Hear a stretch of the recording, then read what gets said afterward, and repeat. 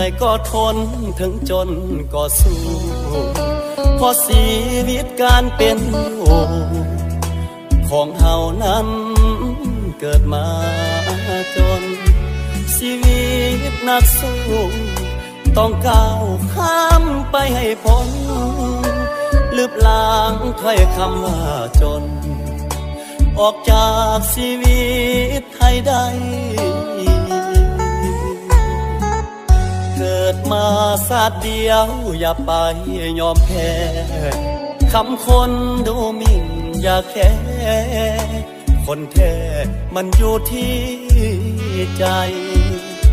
เฮาจนวันนี้วันหน้าก็ต้องรวยได้ขอเพียงเฮาเองมั่นใจ